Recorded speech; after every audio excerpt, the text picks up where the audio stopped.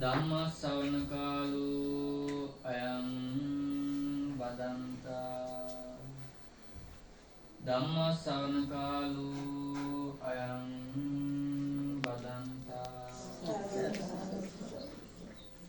නමෝ තස් භගවතු අරහතෝ සම්මා සම්බුද්දස්ස නමෝ තස් භගවතු අරහතෝ සම්මා සම්බුද්දස්ස නමෝ තස් භගවතු අරහතෝ සම්මා සම්බුද්දස්ස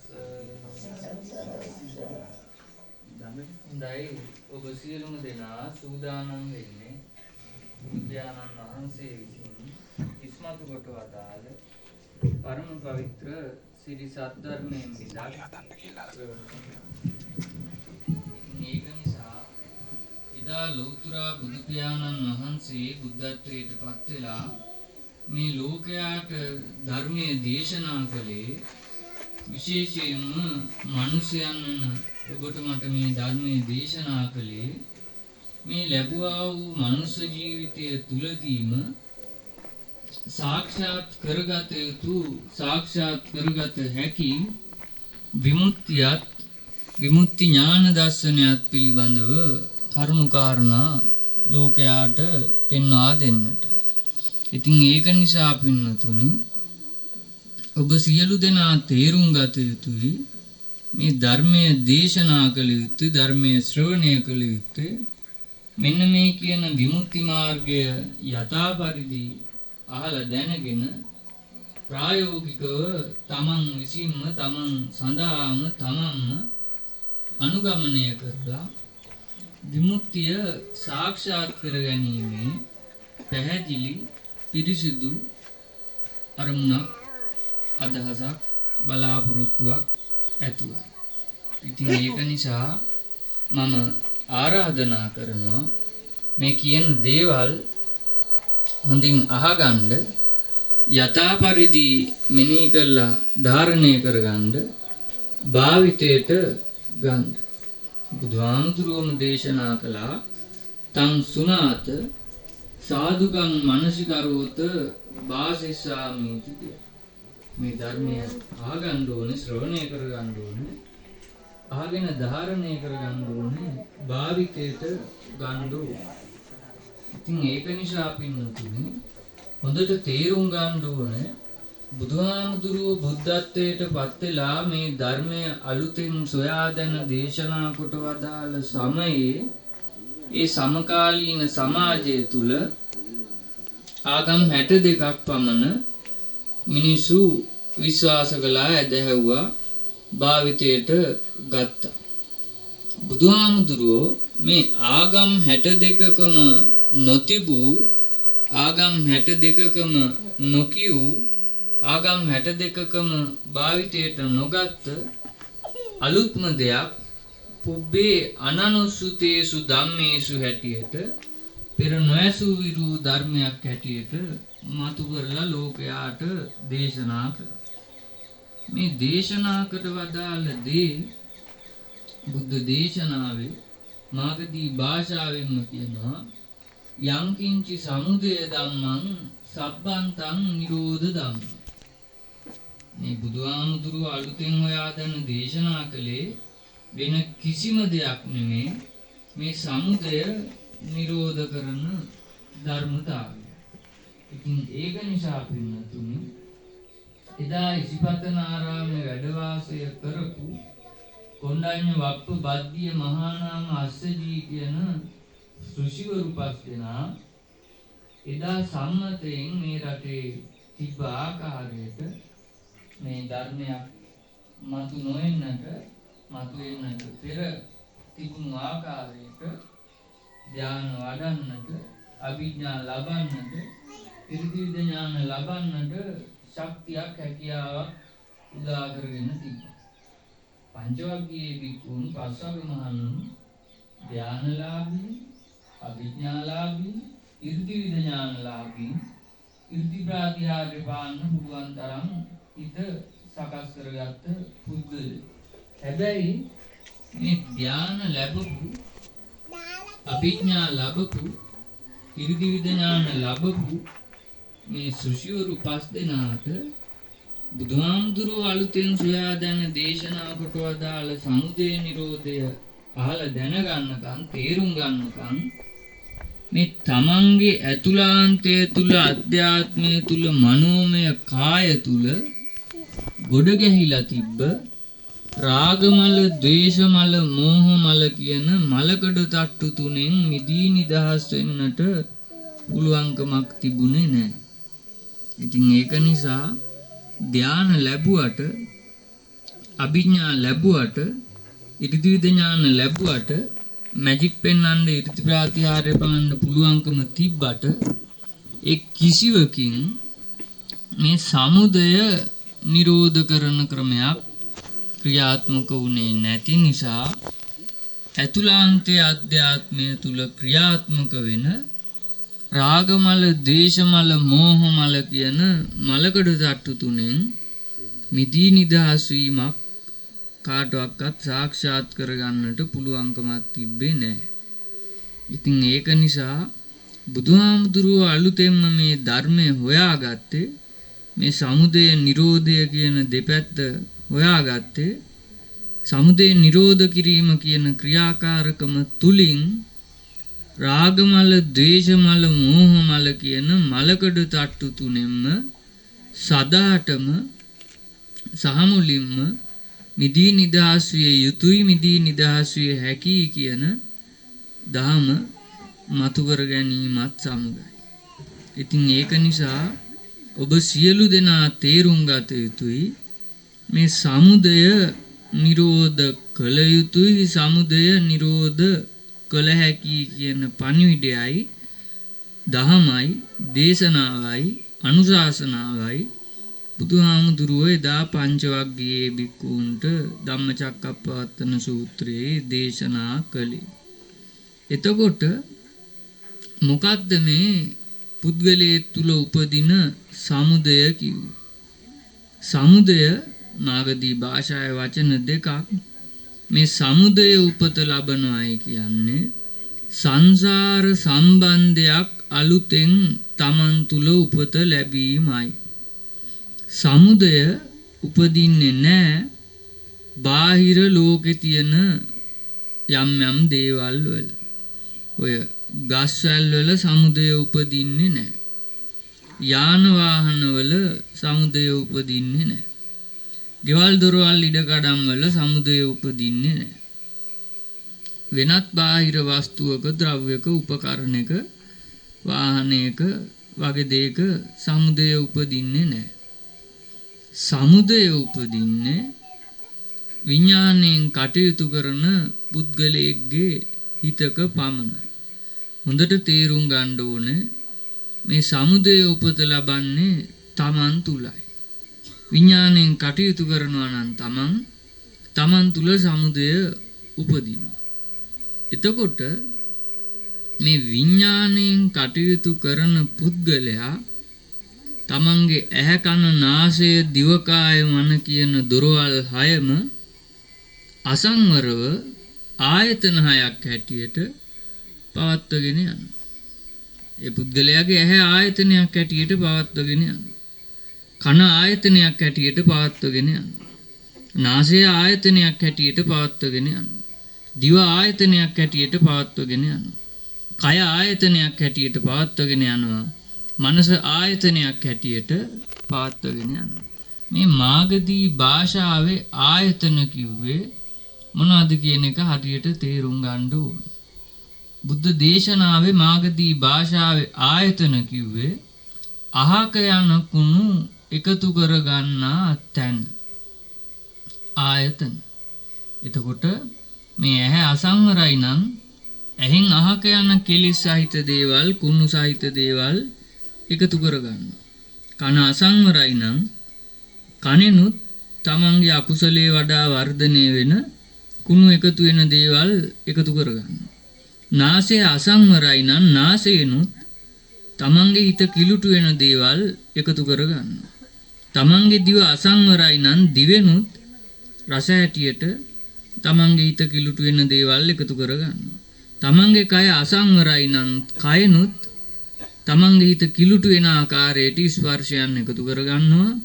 තමන්ගේ මනස අසංවරයි නම් මනසිනුත් තමන්ගේ හිත කිලුට වෙන ආකාරයට කෙලෙස් වඩා වර්ධනය වෙන දේවල් මෙනෙහි කරලා එකතු කරගන්නවා. එතකොට හොඳට තේරුම් ගන්න ඕනේ මේ ඇහැ කන නාසය දිවකාය මන කියන දොරවල් හයම අසංවරයි නම් මේ අසංවර වෙච්ච දොරවල් හය ආයතන හයක් හැටියට ක්‍රියාත්මක කරලා තමන්ගේ අධ්‍යාත්මය කිලුට වෙන තමන්ගේ ඇතුළාන්තය කිලුට වෙන තමන්ගේ නිවන වැහෙන දේවල් තමන් තුළට එකතු කරගන්න. එකයි සංකර ගන්නවයි කියන්නේ. එතකොට මේ එකතු කරගන්න දේවල් සංසාර සම්බන්ධයක් හැටියට අලුතෙන් හිතක උපදිනවා, බිහි වෙනවා, නිර්මාණය වෙනවා, සකස් වෙනවා. ඒකට කියනවා සංඋදය වෙනවා කියලා, සමුදය වෙනවා කියලා. එතකොට හොඳට තේරුම් ගන්න ඕනේ මාගදී භාෂාවෙන් බුදුහාමුදුරුවෝ සමුදය උපදිනවයි කියලා කියන්නේ මෙන්න මේ සංසාර සම්බන්ධයක් අලුතෙන් හිතක උපත ලැබීමයි. මේ සංසාර සම්බන්ධය උපදින්නේ තමන්ගෙම හිතක මිසක වෙනත් කොතැනකවත් නොවන බව හරියටම තේරුම් ගන්න ඕනේ. ඒකයි බුදුහාමුදුරුවෝ දේශනා කළේ යං කිංචි සමුදය ධම්මං සබ්බන්තං නිරෝධ ධම්මං කියලා. යං කිංචි කිව්වේ යම් කිසි පුද්ගලයෙක්ගේ හිතකයි මේ සමුදය උපදින්නේ. වෙන කොහෙවත් සමුදය උපදින්නේ නැහැ. සමුදය උපදින්නට මුල් වෙන්නේ තමන්ගේම ඇතුළාන්තය තුල ක්‍රියාත්මක වෙන හේතු තුනක්. මේ හේතු තුන නිසාම තමන්ගේ හිතේ සමුදය උපදිනවා. ප්‍රිය දෙයට ඇලීම නිසා සංසාර සම්බන්ධයක් උපදිනවා, සමුදය උපදිනවා. ඒක රාග හේතුව. අප්‍රිය දෙයට ගැටීම නිසා සංසාර සම්බන්ධයක් උපදිනවා, සමුදය උපදිනවා. ඒක ද්වේෂ හේතුව. ප්‍රිය අතර මැනීම නිසා සංසාර සම්බන්ධයක් උපදිනවා, සමුදය උපදිනවා. ඒක මෝහ හේතුව. එතකොට මේ හේතු තුනක් නිසායි සංසාර සම්බන්ධයක්, සමුදය ධර්මයක් හිතක උපදින්නේ. එතකොට මේ හේතු තුනම අසුතවත් පෘථග්ජන පුද්ගලයෙක් තුල නියත ගති ලක්ෂණ තුනක් ඇටියටම ක්‍රියාත්මක වෙනවා. තමන් අසුතවත් පෘථග්ජන පුද්ගලයෙක් නම් තමන් ප්‍රිය දෙයට ඇලෙනවා. ඇලෙන ස්වභාවයක් ක්‍රියාත්මක වෙනවා. අප්‍රිය දෙයට ගැටෙන ස්වභාවයක් ක්‍රියාත්මක වෙනවා. ප්‍රිය අප්‍රිය අතර මනින ස්වභාවයක් ක්‍රියාත්මක වෙනවා. මේවා පෘථග්ජන පුද්ගලයෙක්ගේ හිතක ක්‍රියාත්මක වෙන නියත වූ ගති ලක්ෂණ තුනක්. එතකොට මේ ගති ලක්ෂණ තුනම ක්‍රියාත්මක කරන පුද්ගලයා ඇහැට දකින ප්‍රියමනාප රූපවලට ඇලෙනවා. කනට ඇහෙන ප්‍රියමනාප ශබ්දවලට ඇලෙනවා. නාසයට දැනෙන ප්‍රියමනාප ගඳ සුවඳට ඇලෙනවා. දිවට දැනෙන ප්‍රියමනාප රසයට ඇලෙනවා. කයට දැනෙන ප්‍රියමනාප ස්පර්ශයට ඇලෙනවා. මනසට එන ප්‍රියමනාප අරමුණකට ඇලෙනවා. එතකොට මේ ප්‍රිය අරමුණු වලට ඇලෙන ස්වභාවය ක්‍රියාත්මක වෙන නිසා ඒ පුද්ගලයා දන්නේම නැතුව තමන්ගේ ඇතුළාන්තයේ අධ්‍යාත්මය කිලුටු තත්වයකට පත් කරගන්න. මේ ප්‍රිය දෙයට ඇලෙන ස්වභාවය හිතේම ක්‍රියාත්මක වෙන ගති ලක්ෂණයක්. මේ ප්‍රිය දෙයට ඇලෙන ස්වභාවය ක්‍රියාත්මක වෙන හැම වෙලාවකම අසුතවත් පෘථග්ජන පුද්ගලයා තුල මත්වීමක් ඇති වෙනවා, ප්‍රභාවය වෙනවා. මේ මත්වීම නිසා අසුතවත් පෘථග්ජන පුද්ගලයාට මේ ප්‍රිය මනාප මිහිරි මధుර දේවල් පිනවා ආස්වාදනය කිරීම හොඳයි, වටිනවා, සාරයි කියන අදහසකට තීරණයකට එනවා. එතකොට පෘථග්ජන පුද්ගලයා ඇහැට දකින්න ප්‍රියමනාප රූප පිනවා ආස්වාදනය කරනවා. කනට ඇහෙන ප්‍රියමනාප ශබ්ද පිනවා ආස්වාදනය කරනවා. නාසයට දැනෙන ප්‍රියමනාප ගඳ සුවඳ පිනවා ආස්වාදනය කරනවා. දිවට දැනෙන ප්‍රියමනාප රස පිනවා ආස්වාදනය කරනවා. කයට දැනෙන ප්‍රියමනාප ස්පර්ශයන් පිනවා ආස්වාදනය කරනවා. මනසට එන ප්‍රියමනාප අරමුණු පිනවා ආස්වාදනය කරනවා. බුදුහාමුදුරුවෝ කොහොමටවත් කිව්වේ නෑ මේ ප්‍රියමනාප දේවල් වලට ඇලීමෙන් ආස්වාදයක් ලැබෙන්නේ නැtei කියලා. බුදුහාමුදුරුවෝ කිව්වා මේ ප්‍රියමනාප මිහිරි මధుර දේට ඇලෙන පුද්ගලයන්ට එකෙන් ආස්වාදයක් ලැබෙනවා. හැබැයි මේ ආස්වාදනය විඳින්න තීරණයක් ගත්තොත් අන්න ඒ මොහොතේ පටන් ඒ පුද්ගලයා මත්වීමකට පත් වෙනවා. මේ මත්වීම බුද්ධ දේශනාවේ කිව්වා රාග මද. මේ ප්‍රිය දේට ඇලෙන ස්වභාවයෙන් මදයටපත් වෙනවා, මත් වෙනවා. එතකොට මේ ප්‍රිය දේට ඇලෙන ස්වභාවයෙන් යම්කිසි ප්‍රිය අරමුණක් පිනවා ආස්වාදනය කරන්නට හිතේ මත්වීමකින් කටයුතු කළොත් අන්න ඒ පුද්ගලයාගේ ඇතුළාන්තය අධ්‍යාත්මය මේ රාගමලකඩ තට්ටුව කියන කෙලෙස් තට්ටුවෙන් ආවරණය වෙනවා. එතකොට හොඳට තේරුම් ගන්න ඕනේ හොඳට කැපෙන පිහියක් මලකඩ තට්ටුවකින් ආවරණය වුණොත් ඒ පිහියෙන් යමක් කපන්න තියෙන ශක්තිය මොට වෙනවා. පිහියෙන් කපන්න බැරුව යනවා. ඒ වගේ මේ මනස කෙලෙස් කපන්න තියෙන ආයුධය රාගමල කියන මලකඩ තට්ටුවෙන් වැහුණාම කෙලෙස් කපන්න බැරි තත්වයකට මොට වෙනවා, මොට්ට වෙනවා, මුට්ට සති කියන තත්වයටපත් වෙනවා. ඉතින් ඒක නිසා පින්නතුනි හොඳට තේරුම් ගන්න ඕනේ මේ මාගදී භාෂාවෙන් බුදුහාමුදුරුවෝ මේ සියලු දේවල් දේශනා කරලා තියෙනවා. ඔබ සිංහල භාෂාවෙන් මේවා අහලා දැනගත්තොත් ඔබට මේක Taman තුලින්ම තේරුම් ගන්නට අවස්ථාවක් ලැබේ.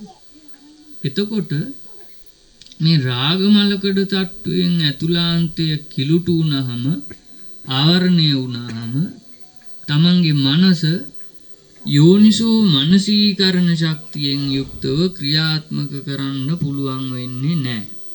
මොකද අර මනස රාගමලකඩ තට්ටුවෙන් කිලුටු වෙලා මොට්ට වෙලා යම් ආකාරයකට අයෝනිසෝ මනසිකාරයෙන් කටයුතු කරන තත්වයකටපත් වෙනවා.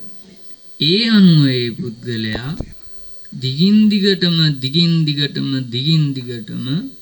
මේ රාගයෙන් මත්තුණු ප්‍රිය දෙයට ඇලෙන ස්වභාවයෙන් මත්තුණු ආස්වාදනයටම නතු වෙන චිත්තාවේගයක් තුල ක්‍රියාත්මක වෙනවා. ඒ පුද්ගලයා ප්‍රිය දෙයට ඇලි ආස්වාදයක් ලබනවා, පිනවා ආස්වාදයක් ලබනවා. දන්නේම නැතුව තමන්ගේ ඇතුළාන්තය තුල අධ්‍යාත්මය තුල මේ ප්‍රියමනාප මිහිරි මధుර අරමුණ කෙරෙහි අස්මිමානයක් මුල් බැහැ ගන්න. මේක හොඳට තේරුම් ගන්න ඕනේ. මොකද්ද මේ අස්මිමානයක් මුල් බැහැ ගන්නවයි කියලා කියන්නේ? තමන්ට ඇහැට කනට නාසයට දිවට කයට මනට අරමුණු වුණු හිතේ ප්‍රිය කැමැත්තක් ඇති වුණු දේවල් ඒ කැමැති ආකාරයටම පවත්වාගත යුතුයි, පවත්වාගත හැකි කියන වැරදි තීරණයකට එනවා. ඇති හිතුනහම නැවැත්විය යුතුයි, නැවැත්විය හැකි කියන වැරදි තීරණයකට එනවා. එතකොට සියලු පෘථග්ජන පුද්ගලයන්ගේ කැමැත්ත වෙන්නේ මේ බාහිර ලෝකේ තියෙන යම් යම් ප්‍රියමනාප දේවල් කැමැති තාක්කල් කැමැති පරිද්දෙන් පවත්වාගෙන යන්න ඕන. ඇති හිතුනහම නවත්තන්න පුළුවන් වෙන්න ඕන කියන අදහසක් තීරණයක් හැසිරීම. ඒක තනිකරම මිච්ඡාව.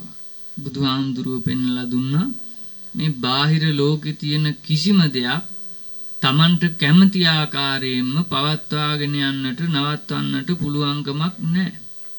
සබ්බේහි මේ පියේහි මනාපේහි නානාභාවෝ විනාභාවෝති. මේ Tamanට ප්‍රිය මනාප මිහිරි මధుර වෙන දේවල් සබ්බ සකල මනාවම නානාභාවයටපත් වෙනවා, විනාභාවයට විනාශභාවයටපත් වෙනවා, පවතින තත්වයෙන් වෙනත් තත්වයකටපත් වෙනවා, බලාපොරොත්තු වෙන තත්වයෙන් වෙනත් තත්වයකටපත් වෙනවා. මේක තේරුම් නොගන්න පුද්ගලයෝ ප්‍රියමනාප මිහිරි මధుර දේට ආස්වාදනයෙන් ඇලිලා මත් වෙලා ප්‍රියමනාප මිහිරි මధుර දේවල් මට කැමති ආකාරයෙන් පවත්වා ගන්න පුළුවන්, මට කැමති ආකාරයෙන් පවත්වාගත යුතුයි කියන වැරදි අදහසකට තීරණයකට එළඹෙනවා. කැමති ආකාරයෙන් පවත්වාගෙන යෑමම සුවයි. මේ සුවය විඳින්න පුළුවන් දිගින් දිගටම එකම ආකාරයකට කියලා වැරදි අදහසකට තීරණයකට එනවා. ඒ වගේමයි මේ ප්‍රියයි මනාපයි මිහිරි මధుරයි කියලා හිතට අරමුණු වෙන දේවල් දිගින් දිගටම තමන්ගේ පාලනයේ යටතේ, තමන්ගේ වසඟයේ යටතේ, තමන්ගේ සන්තකයේ මමයි ගැනීමට සුදුසු වන්නේමය, මගේ යයි ගැනීමට සුදුසු වන්නේමය, මගේ සන්තකයට පාලනයට වසඟයට ගැනීමට සුදුසු වන්නේමය කියන වැරදි තීරණයකට එළඹෙනවා. මේ වගේ වැරදි තීරණයකට එළඹෙන්නේ අර ආස්වාදනය විඳින්න තීරණය කරන නිසායි. ආස්වාදනයට කැමැත්තක් ඇති කරගන්න නිසායි. ආස්වාදනයෙන් මත් වෙන නිසායි. ඒ අනුව බුදුහාමුදුරුවෝ පෙන්ලා දුන්න මේ ක්‍රියාවලිය නිච්ච වෙනවා, සුඛ වෙනවා, අත්ත වෙනවා කියලා. ඒ කියන්නේ අස්මිමානයක් ඇති වෙනවා. එතකොට මේ අස්මිමානයක් හිතේ ඇති වුණාම, නිච්ච වුණාම, සුඛ වුණාම, අත්ත වුණාම ඒ පුද්ගලයා මේ තමන්ට ප්‍රියමනාප මිහිරි මధుර වුණු අරමුණ තණ්හාවෙන් උපාදානය කරගන්නවා. තමන්ගේ සන්තකයට හිතෙන්ම දැඩිවම අප කැප වෙලාම අල්ල ගන්නවා, ඇද බැඳ ගන්නවා, මගේ කර ගන්නවා, සාන්දි කර ගන්නවා, බද්ධ කර ගන්නවා, උපාදානය කර ගන්නවා, සන්තකයට ගන්නවා. මේ ඔක්කොම කරන්නේ හිතෙන්. එතකොට මේ හිතෙන් සන්තකයට ගන්න, උපාදානය කරගන්න දේවල් කෙරෙහි පෘථග්ජන පුද්ගලයාගේ තීරණය වෙන්නේ, බලාපොරොත්තුව වෙන්නේ මේ උපාදානය කරගන්න දේවල් ඒ උපාදානය කරගත් ආකාරයටම දිගින් දිගටම පවත්වාගත යුතුයි, පවත්වාගත හැකි, පවතින්න ඕන කියන වැරදි බලාපොරොත්තුව. ඒ අනුව කටයුතු කරන පුද්ගලයාට තමන් ප්‍රියයි මනාපයි මිහිරි මధుරයි හොඳයි සුවයි කැමැති සාරයි කියලා උපාදානය කරගත්ත දේවල් පවතින තත්වයෙන් වෙනත් තත්වයකටපත් වෙනකොට, අන්‍යතාභාවයටපත් වෙනකොට, විපරිණාමයටපත් වෙනකොට ඒක මුල් කරගෙන තමන්ගේ හිතේ ශෝක පරිදේව දුක්ඛ දෝමනස්ස උපායාස කියන දුක්ඛස්කන්ධයක්ම උපදිනවා. එතකොට හොඳට තේරුම් ගන්න ඕනේ මේ ශෝක පරිදේව දුක්ඛ දෝමනස්ස උපායාස කියන දුක්ඛස්කන්ධම හිතේ උපදින්නේ අර උපාදානය කර ගැනීමෙහි ප්‍රතිඵලයක් හැටියටයි. උපාදානය කරගන්නේ සන්තකේ තියාගන්නේ, සන්තකේ තියාගන්නට සුදුසු නොවන දේවල්, විපරිණාමයට පත් වෙන දේවල්. විපරිණාමයේ තේරුම් ගන්නවා නම් උපාදානය කරගන්නේ නැහැ. හැබැයි විපරිණාමයේ තේරුම් නොගන්න නිසායි මේ පංචස්කන්ධයම ප්‍රියයි කියලා අරගෙන උපාදානය කරගන්න. එතකොට උපාදානය කරගත්ත ප්‍රිය දේවල් ඒ ආකාරයටම පවත්වගෙන යන්න බැරි වෙනකොට පවතින තත්වයෙන් වෙනත් තත්වයකට පත් වෙනකොට ඒක පුතඥ පුද්ගලයාගේ හිතට දරන්න බෑ, ඉවසන්න බෑ, ධාරණය කරගෙන ඉන්න බෑ. ඒ අනුව අඬනවා, හැපෙනවා, වැළපෙනවා, කේන්ති ගන්නවා, පසුතැවෙනවා, කලකිරෙනවා. නොයෙකුත් ආකාරයේ ශෝක පරිදේව දුක්ඛ දෝමනස්ස උපායාසා කියන දුක්ඛ කන්දයක්ම උරුම කරගන්න.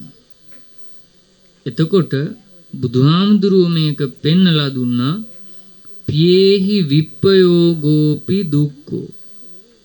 ප්‍රියයන් වෙන්වීමේ දුකක් කියලා සිංහලට පරිවර්තනය කරලා තියෙනවා. පියේහි විප්පයෝගෝපි දුක්ඛෝ.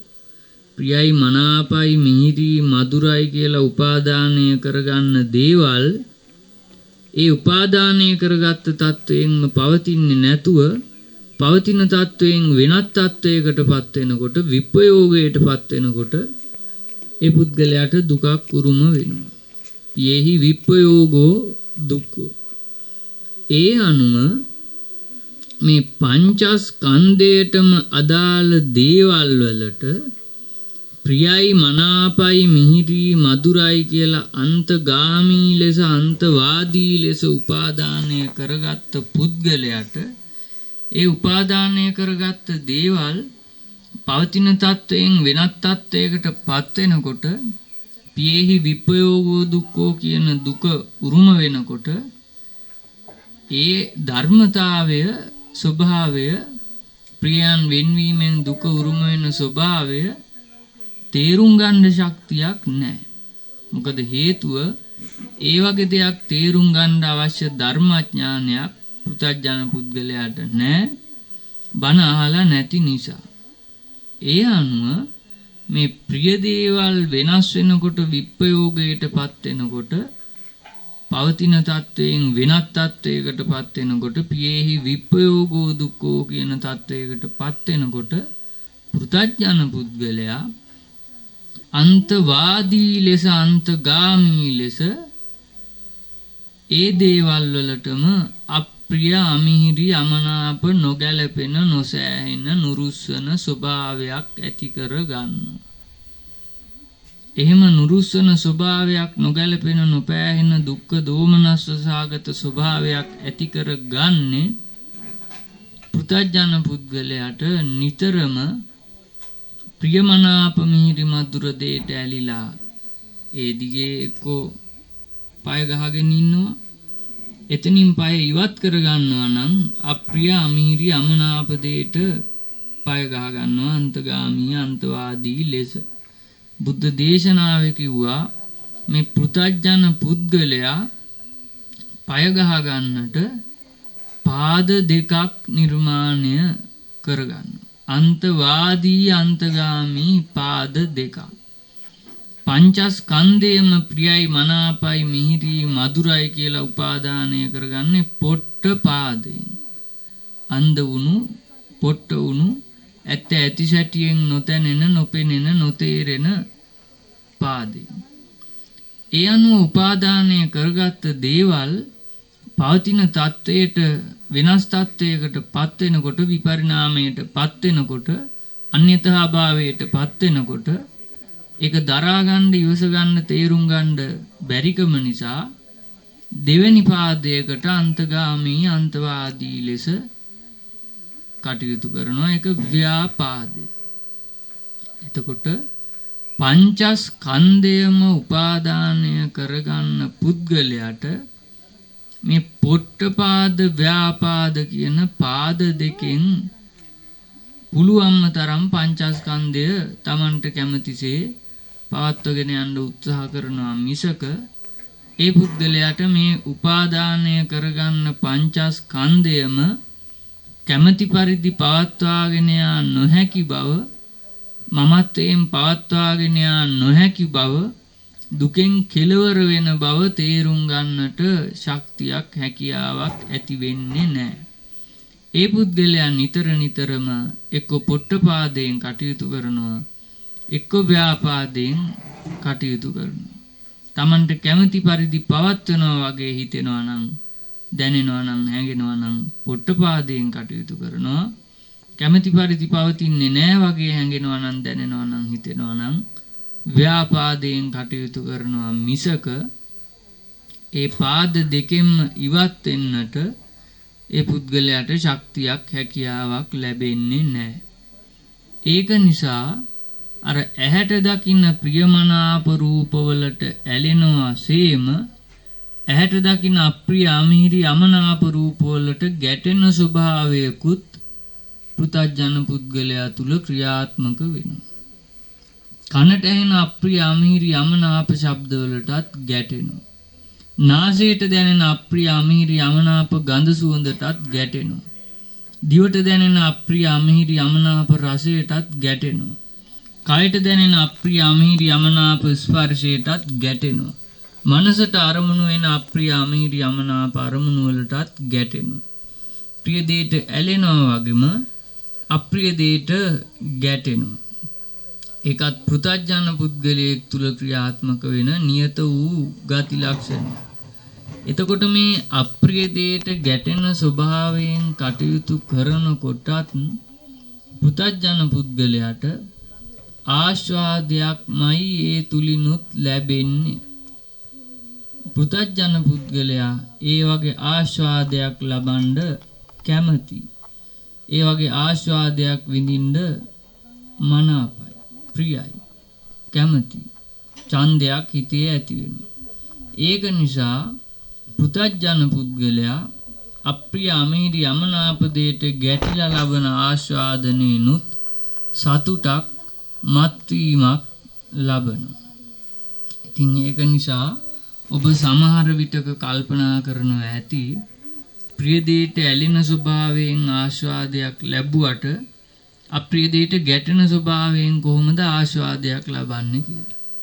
හොඳට තේරුම් ගන්න ඕනේ අප්‍රිය දෙයට ගැටෙන ස්වභාවයෙන් කටයුතු කරන පුද්ගලයෙක් එකට එක කරනකොට එකට දෙකක් කියනකොට පචී සමාචාර පවත්වලා ක්‍රියාකාරකම් කරලා එකට එක කරනකොට පලි ගන්නකොට හැපෙනකොට ගැටෙනකොට බනිනකොට Tamanට ප්‍රතිවාදීව කටයුතු කරන පුද්ගලයාව තරඟයෙන් පරද්දනකොට Tamanට ඒ තුලින් සතුටක් සුවයක් ආස්වාදයක් ලැබෙන්නේ අර අප්‍රිය දෙයට ගැටෙන ස්වභාවයෙන් ආස්වාදයක් තියෙන නිසායි.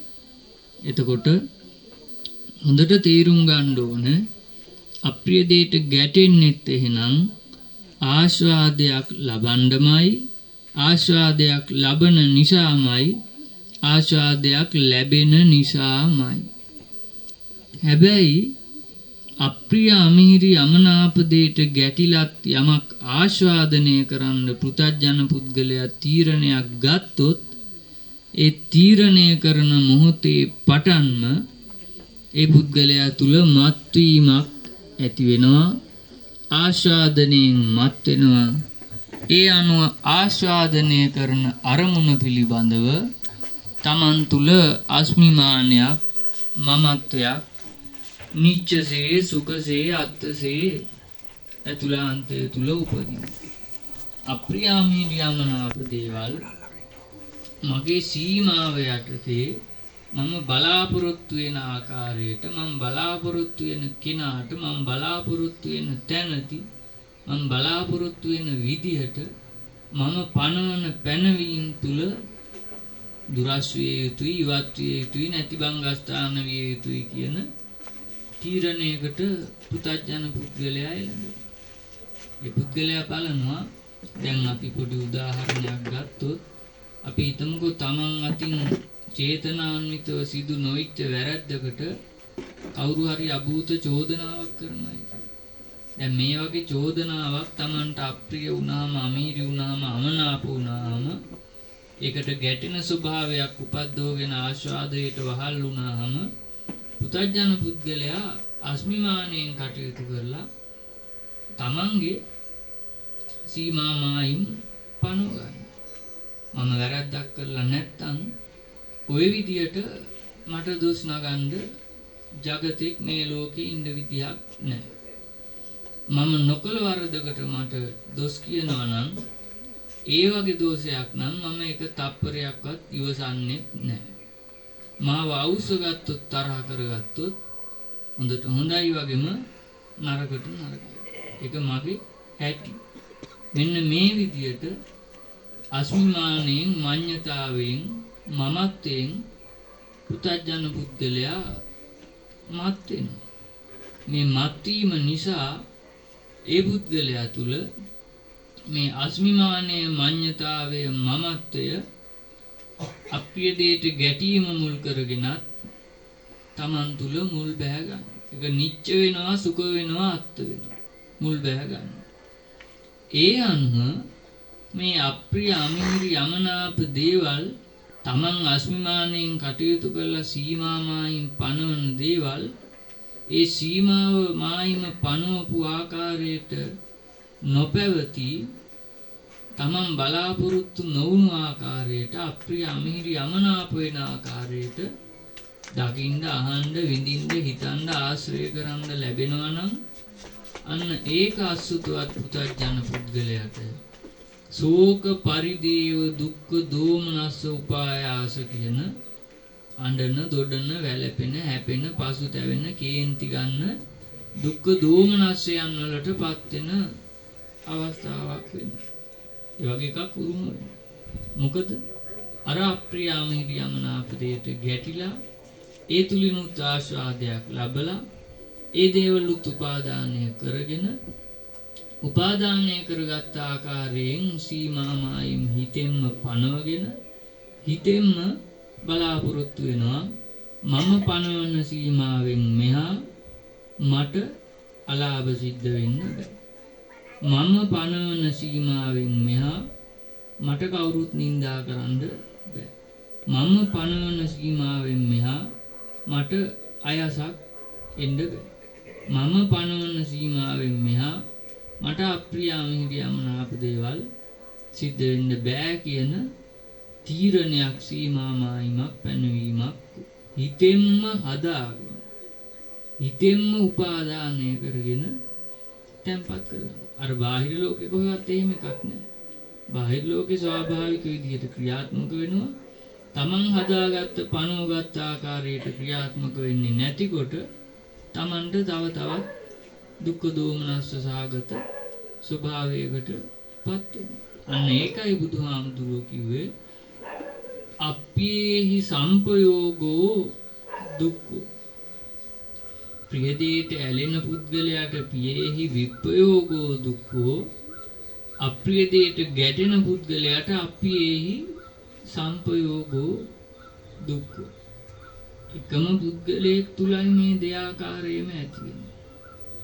එතකොට මේ ප්‍රියදේට ඇලෙන පුද්ගලයා අන්තවාදී අන්තගාමී ලෙස ඇලෙන පුද්ගලයා ඒ අනුවම අප්‍රියදේට ගැටෙනවා.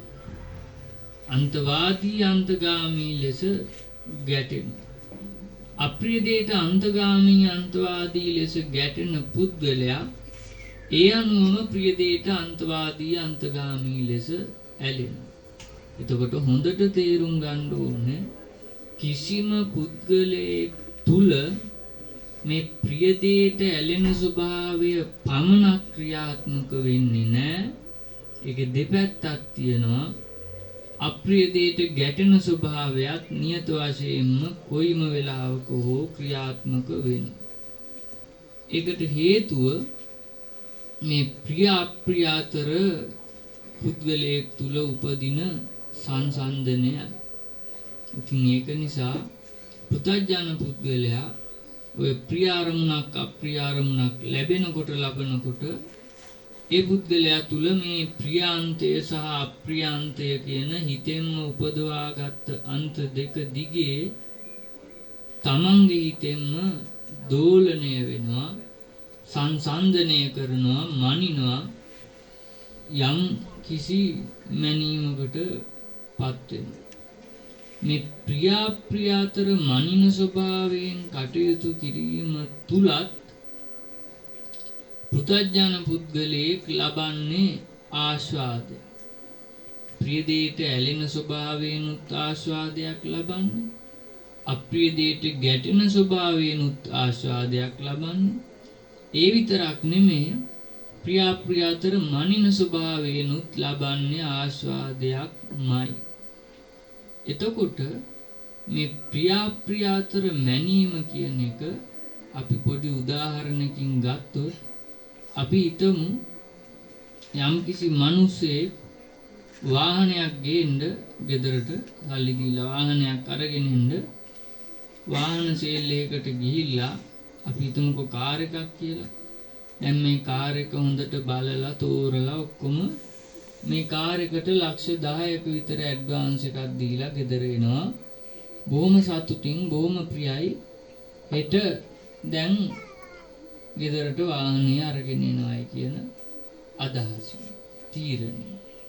දැන් මේ වාහනේට ගෙවන්න තියෙන ඉතුරු සල්ලි අරව මේවා ඔක්කොම ලිපි ලේඛන හදාගෙන හෙට දවසේ දැන් මොන්න හෙට දවස උදා වුණා. දැන් හෙට දවසේ ගිහිල්ලා අර කාර් එක ගන්න බලනකොට එතනම නවත්තලා තියෙනවා ඊට වඩා ලස්සන ඊට වඩා බොහොම අවුරුද්ද මෙහා තියෙන අලුත්ම බොහොම වටින බොහොම සුව පහසු Tamanට ගැළපෙන වාහන. හැබැයි දැන් අර කලින් ගෙනාපු ගන්න තීරණය කරපු වාහනේට ඇඩ්වාන්ස් එකක් බැඳලායි තියෙන්නේ. දැන් ඒක ආපහු රීෆන්ඩ් කරන්නේ නැහැ. දැන් ඒකට ඉතුරු ටික ගෙවන්න තමා තියෙන්නේ. එහෙම නැත්නම් ඒ ඇඩ්වාන්ස් එක හිතෙන් අත්හැරලා දාන්න වෙනවා. ඒක පාඩුයි. දැන් මේ මිනිස්සයා අර අලුත් වාහනේ එහා පැත්තේ ගාල් කරලා තියනවා දැක්ක ගමන්ම සංසන්දනයක් හිතේ උපදින. ප්‍රියාන්තයක් ඇති වෙනවා. මේ අලුත් වාහනේ ලස්සනයි, දිලිසෙනවා, බොහොම පෙනුමයි, බොහොම හැඩයි, බොහොම වටින මිලකට ගන්න පුළුවන්, බොහොම ලාභදායි, ඒකට ප්‍රියයි. ඒ ප්‍රියාන්තයට අන්තවාදී වීමට අනුකූලව බලතොත් ගන්න යන වාහනේට අප්‍රියා මිහිරි අමනාපාන්තයක් හිතේ ඇති වෙනවා. ඔන්න ප්‍රියා අප්‍රිය අතර මනින ස්වභාවය. දැන් අර ගේන්න ගිය වාහනේ තියෙද්දි එහා පැත්තේ තියෙන වාහනේ දැකලා සංසන්දනයක් හිතේ ඇති කරගත්ත නිසා ඒ පුද්ගලයාට මේ වගේ දෙයක් ක්‍රියාත්මක වෙයි. එතකොට හොඳට තේරුම් ගන්න ඕන දැන් මේ ප්‍රියාප්‍රිය අතර මැනලා සංසන්දනය කිරීම නිසා කොහොම හරි අර අලුතෙන් ගෙනල්ලා දාලා තියෙන වාහනේ පොඩ්ඩක් අතපත ගාලා කිරිබත් කැටේ වගේ ලස්සනයි. එක දවසක් තව පරක් වුණා නම් මේ වාහනේ ගෙදරට ගෙනියන්න තිබ්බා. දැන් ඉතින් කරන්න දෙයක් නැහැ. අර වාහනේට ඇඩ්වාන්ස් කළා කියලා ඉතුරු සල්ලි ටිකක් දීලා දැන් අර ඇඩ්වාන්ස් කරපු වාහනේ ගෙදර අරගෙන එනවා. ගෙදර අරගෙන එනකොට ගෙදර ඉන්න බිරිඳ දැන් පුරා කියලා වාහනයක් ගේනවායි කියලා සතුටක් ඇති කරගෙන මොන හරි කැවිලි පිවිලි ටිකුත් ගෙනල්ලා දැන් මේ වාහනේ ගේන කෙනාවත් එක්ක වාහනේ පිළිගන්න ලෑස්ති වෙලා ඉන්නවා. දැන් ස්වාමි පුරුෂයා වාහනේ අරගෙන ඇවිල්ලා වාහනෙන් බැලලා පොඩ්ඩක් මුහුණ සවුත්තු කරගෙන ගෙදරට එනවා. අර බිරිඳ අහනවා මොකද මුහුණ සවුත්තු වෙන්නේ? දැන් එතකොට අර ගෙනාපු වාහනේ ගැන එක වචනයක්වත් කතා නැතුව අර සංසන්දනය කරලා හිතේ ඇති කරගත්ත ශක්තිය මුල් කරගෙන අර සේල් එකේ තිබුණු අනිත් වාහනේ ගැන බිරිඳට සික් අපරාධයක දවසක් පරක් වුණා නම් හොඳ වාහනයක් තිබ්බා ඒක ගේන්න තිබ්බා දැන් ඉතින් මේක ගෙනාවා ඉතින් මොනවා කරන්නද අපේ මොකක් හරි ඉතින් මේ වාහනේත් එක්ක ඇති කියලා හිතේ අර නොසෑහීම unsatisfaction එකක් දැන් අර වාහනේ බැරි වෙලාවක් තිබ්බේ නැත්තම් ඔය මොකක්වත් නැහැ මේ ගේන වාහනේ සතුටින් ගෙදර අරන් ඉන්න තමයි ලෑස්ති වෙලා අලුත් වාහනයක් නවත්තලා තිබ්බා ඒ වාහනේ නවත්තලා තිබ්බ එකත් නෙමෙයි ප්‍රශ්නේ. මේ වාහනේ දැක්ක ගමන්ම හිතේ ප්‍රියාප්‍රියාතර මනින ස්වභාවයක් ක්‍රියාත්මක වුණා. එතකොට අපි බැලුවොත් අර කාසෙල් එකේ මිනිස්සයාගේ පැත්තෙන් හිතලා සමහර විට එයා බලාපොරොත්තු වෙන්නේ අර බ්‍රෑන්ඩ් නිව් ලස්සන වාහනේ කොහොම වුණත් යනවා කවුරු හරි මිලදී ගන්නවා. ඒක නිසා මේ ඇඩ්වාන්ස් කරපු වාහනේ කවුරුම හරි කරගහගෙන ඒක අරගෙන යනවා නම් ඒක අර සේල් කාර්යයට සමහර විට හිතේ සතුට. එයාට දැන් මේ වාහනේ අරගෙන ගිය එක ප්‍රියයි. එයාගේ පැත්තෙන්. හැබැයි වාහනේ ගත්ත කෙනාට අප්‍රියයි එයාගේ පැත්තෙන්. එතකොට හොඳට තේරුම් ගන්න ඕනේ මෙතන තියෙන්නේ මේ තමන්ගේ හිතේ උපත ලබන මනින ස්වභාවයේ ක්‍රියාකාරීත්වයක් මිසක අර බාහිරින් තියෙන වාහන දෙකේ එකකවත් ඇති දෙයක් නෙමෙයි. එතකොට මේ ප්‍රියාප්‍රියාතර මනින ස්වභාවය තුලත් පෘථග්ජන පුද්ගලයාට ආමිෂ සුවයක් ආමිෂ සතුටක් ආස්වාදයක් ලැබෙනවා. ඒක මන ලබන ආස්වාදය. ඒ වගේ ආස්වාදයක් ලබනකොටත් මේ ප්‍රියාප්‍රියාතර මනින අරමුණ පිළිබඳව තමන්ගේ හිතේ මත්වීමක් ඇති වෙනවා. අස්මිමානයක් ඇති වෙනවා. ඒ පුද්ගලයා කල්පනා කරනවා ප්‍රියාප්‍රියාතර මනලා ප්‍රියාප්‍රියාතර මැනීම තුලම ඉඳගෙන තමන්ට ප්‍රියමනාප මිහිරි මధుර දේවල් වඩා වර්ධනය විය යුතුයි උදා විය යුතුයි. අප්‍රිය මිහිරි යමනාප දේවල් අඩු විය යුතුයි දුරින් දුරු විය යුතුයි නැති බංගස්ථාන විය යුතුයි කියන කැමැත්තක් ඇති කරගන්න. ඒක ප්‍රියාප්‍රියාතර මැනීම නිසා උපදින කැමැත්ත. මොනවාගේ කැමැත්තක්ද? ප්‍රියමනාප මිහිරි මధుර දේවල් වඩා වර්ධනය විය යුතුයි උදා විය යුතුයි. අප්‍රිය මිහිරි යමනාප දේවල් දුරින් දුරු විය යුතුයි නැති බංගස්ථාන විය යුතුයි කියලා ඒ පුද්ගලයාට කැමැත්තක් ඇති. ඒක ප්‍රියාප්‍රියාතර මැනීම නිසා උපදින කැමැත්ත. ඒ වගේ කැමැත්තකින් කටයුතු කරන පුද්ගලයාට ප්‍රියාප්‍රියාතර මැනලා යමක් උපාදානය කරගත්තම ඒ උපාදානය කරගන්නෙම අර වගේ කැමැත්තක් තීරණයක් මත එළඹෙන. ඒ උපාදානය කරගන්න දේවල් තීරණය කරන දේවල් ඒ ආකාරයටම පවතින්නේ නැතිකොට අර කැමැති වෙච්ච දේ කැමැති වෙච්ච ආකාරයට ලැබෙන්නේ නැතිකොට ඉෂ්ට නොවෙනකොට ඒ පුද්ගලයාට ඒක ශෝක පරිදේව දුක්ඛ දෝමනස උපායාස උරුම කරවන හිතේ නොගැලපීමක් නොසැලීමක් දුකක් දෝමනසක් උරුම කරවන හේතුවක් බවට පත්. එතකොට හොඳට තේරුම් ගන්න ඕනේ බුදුහාමුදුරුවෝ දේශනා කළා යම්පි ඉච්ඡං නලබති තම්පි දුක්ඛං. එතකොට ප්‍රිය දෙයට ඇලෙන පුද්ගලයාට ප්‍රියයන් වෙන්වීමේ දුකක් උරුම වෙනවා.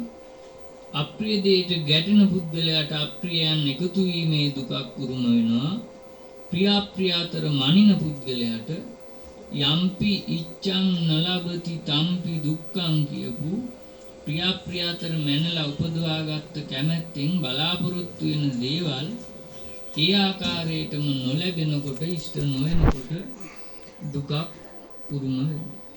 එතකොට බුදුහාමුදුරුවෝ මේ ආකාරයට දේශනා කළා මේ තමන්ගේ හිතට දුකක් උරුම වෙන ආකාර තුනක් තියෙනවා. ප්‍රියයන් වෙන්වීම නිසා දුක උරුම වෙනවා ප්‍රිය දෙයට ඇලෙන පුද්ගලයාට. අප්‍රියයන් එකතු වීම නිසා දුක උරුම වෙනවා අප්‍රිය දෙයට ගැටෙන පුද්ගලයාට. ප්‍රියාප්‍රියාතර මැනීම නිසා දුක උරුම වෙනවා ප්‍රියාප්‍රියාතර මැනීමෙන් මත් වෙන පුද්ගලයා. එතකොට මේක හොඳට තේරුම් ගන්න ඕනේ මේ දුක් පැවැත්මට තමන් හිතෙන්ම සම්බන්ධ වෙන්නේ නම් ඔය ප්‍රිය දෙයට ඇලෙන වර්තමාන මොහොතකයි. අප්‍රිය දෙයට ගැටෙන වර්තමාන මොහොතකයි. ප්‍රියාප්‍රියාතර මනින වර්තමාන මොහොතකයි. එතකොට මේ සමුදය උපදවා ගන්නවයි කිව්වේ ඔන්න ඔය වර්තමාන මොහොතක් තුල ප්‍රිය දෙයට ඇලීම තුලින් හෝ අප්‍රිය දෙයට ගැටීම තුලින් හෝ ප්‍රිය අතර මැනීම තුලින් සංසාර සම්බන්ධයක් හිතේ උපදවා ගැනීමයි. එතකොට හොඳට තේරුම් ගන්න ඕනේ බුදුහාමුදුරුවෝ දේශනා කළා යංකින්චි සමුදය ධම්මං සබ්බන්තං නිරෝධ ධම්මං. මේ පුද්ගලයෙක්ගේ හිතේ උපදින සමුදය ධර්මයක් නිරෝධ කරන්න පුළුවන්. නිරෝධ කරන්න ඕන. නිරෝධ කරනවායි කිව්වේ නැති කරනවායි කියන එක නෙමෙයි. මාගදී භාෂාවේ නිරෝධ කරනවායි කියන්නේ වචන දෙක. රෝධ ගැනීම නවත්තන. ඇහැට කනට නාසයට දිවට කයට මනට දොරවල් හයටම කොතෙකුත් ප්‍රියමනාප මිහිරි මధుර අරමුණු වුණත් ඒ දිගේ කාම විතක්ක ਵਿਚාර පවත්වලා රෝධ ගැනීම නවත්තන. කොතෙකුත් අප්‍රිය අමිහිරි අමනාප දේවල් අරමුණු වුණත් ඒ දිගේ ව්‍යාපාද විතක්ක ਵਿਚාර පවත්වලා රෝධ ගැනීම නවත්තන. කොතෙකුත් ප්‍රිය අතර දේවල් අරමුණු වුණත් ඒ දිගේ විහිංසා විතක්ක ਵਿਚාර පවත්වලා රෝධ ගැනීම නවත්තන. ප්‍රිය දෙයට ඇලෙන්න කටයුතු කරන්නේ නැහැ. අප්‍රිය දෙයට ගැටෙන්න කටයුතු කරන්නේ නැහැ. ප්‍රිය අතර මනින්න කටයුතු කරන්නේ නැහැ. හැබැයි මේ රෝධ ගැනීම නවතින එක ප්‍රතිඵලය. චේතනාන්විතව කරන්න පුළුවන් කරගත යුතු දෙයක් නෙමෙයි. ප්‍රතිඵලය. මොහොක ප්‍රතිඵලයක්. යම් කිසි ක්‍රියාකාරකමක් සමුදය නිරෝධ කරන්නට උපකාර වෙන ක්‍රියාකාරකමක් අනුගමනය කිරීමෙන් ලැබෙන ප්‍රතිඵලය. මේ අනුගමනය කළ යුතු අනුගමනීය ප්‍රතිපදාව බුදුහාමුදුරුවෝ දේශනා කළා අනුස්සති හැටියට. එතකොට හොඳට තේරුම් ගන්න ඕනේ අනුස්සති වැඩිමෙහි ප්‍රතිඵලයයි වර්තමාන මොහොතේ උපදින්නට එන සමුදය අනුපාද නිරෝධයෙන්ම නිරෝධ වීම. එතකොට සමුදය නිරෝධ කරනවා කියන්නේ හොඳට තේරුම් ගන්න ඕනේ අනුස්සති වඩලා සාක්ෂාත් කරගත යුතු தත්ත්වය. අනුස්සති වඩලා සාක්ෂාත් කරගත යුතු தත්ත්වයක් අනුස්සති නොවඩා වෙන මොන දේ කළත් සාක්ෂාත් කරගන්නට පුළුවන්කමක් ලැබෙන්නේ නැහැ. ඉතින් ඒක නිසා පින්වතුනි හොඳට තේරුම් ගන්න ඕනේ මොනවද මේ අනුස්සති? කොහොමද මේ අනුස්සති භාවිතයට ගන්න? දැන් අනුස්සති කියන වචනෙන්ම පෙන්නලා දෙන්නේ අනුසය අස් කරන්නට කරන ක්‍රියාකාරකම කියන ධර්මතාවය. එහෙනම් අපි තේරුම් ගන්න ඕන මොනවද මේ අනුසය කියන්නේ? දැන් මේ ප්‍රිය දෙයට ඇලීම නිසා අප්‍රිය දෙයට ගැටීම නිසා ප්‍රිය අතර මැනීම නිසා යම්කිසි වර්තමාන මොහොතක සමුදය ධර්මයක් උපත ලැබුවාම ඒ ඉපදුණු සමුදය ධර්මය ඉපදුණු මොහොතේ පටන්ම වැය වෙනවා. සමුදය ධම්මාවා වය ධම්මා කියලා බුදුහාමුදුරුවෝ දේශනා කළා. හැබැයි මේ උපදින සමුදය ධර්මය වැය වුණාට මේ සමුදය ධර්මයක් උපදවා ගැනීම අනුසාරයෙන් තමන්ගේ ඇතුළාන්තය තුල අධ්‍යාත්මය තුල යමක් ඉතිරි වෙනවා, ශේෂ වෙනවා. ඒ ඉතිරි වෙන ශේෂ වෙන දේ අර සමුදය ධර්මයේ වැය වෙන වේගෙටම වැය වෙන්නේ නැහැ. ඒ ඉතිරි වෙන ශේෂ වෙන දෙයට කියනවා අනුසය. ඒකට තමයි කියන්නේ අනුසය. එතකොට අනුසය හැටියට යමක් ඉතිරි වෙනවා, ශේෂ වෙනවා, රැස් වෙනවා, ගොඩ ගැහෙනවා, තැම්පත් වෙනවා. අනු කිව්වේ මාගදී භාෂාවෙන් පෙර නොතිබූ පෙර නොවිරු යමක් අලුතෙන් හිතක ඇති වෙනවා නම් ඒක අනු. දැන් මාස 5කට විතර කලින් අර කවුද මේ මාලිනී ෆොන්සේකා කියන නිලිය නැති වුණාට පස්සේ රූපවාහිනී channel වල මේක අනුවේදනීය පුවතක් කියලා සිරස්තලයක් දැම්මා. මොකද්ද මේ අනුවේදනීය පුවතක් කියන වචනේ තේරුම? අර පුවත් විකාශයේ ප්‍රවෘත්තිය අහන්න දකින්න පෙර මිනිසෙක්ගේ හිතක නොතිබ්බ වේදනාවක් අර ප්‍රවෘත්තිය බැලුවට පස්සේ ඇති වෙන ආකාරයට විකාශය කරනවා. ඒක නිසා ඒකට කියනවා අනුවේදනීය. අර මාළනී ෆොන්සේකා ජීවත් වෙලා ඉන්නකම් මේ ලෝකේ කිසිම මිනිහෙකුට ඇති වෙච්ච නැති වේදනාවක් එයා මැරිලයි කියලා අර ප්‍රවෘත්තිය දාපු ගමන් ඒක දැක්ක ගමන් යවුණු ගමන් පුතඥ පුද්ගලයා තුල ඇති වෙනවා නම් ඒක අනුවේදනීයයි. අනු කිව්වේ පෙර නොතිබූ පෙර නොවිරු වේදනාවක් අලුතෙන් ඇති වෙන හින්දායි අනුවේදනීය. එහෙනම් අනු කියන්නේ මාගදී භාෂාවේ පෙර නොතිබූ පෙර නොවිරු යමක් අලුතෙන් හිතේ උපදිනවා. උපත ලැබෙනවා. සය කිව්වේ එකත් මාගදී වචනයක්. යමක් එකතු වෙනවා, ගොඩ ගැහෙනවා, ඉතිරි වෙනවා, රැස් වෙනවා, තැම්පත් වෙනවා. ඒක සය. ජලාශය, ආමාශය, පිත්තාශය, ගර්භාශය. දැන් ගඟක් ගලාගෙන යනවා නම් ජලාශයක් කියන්නේ ගඟ.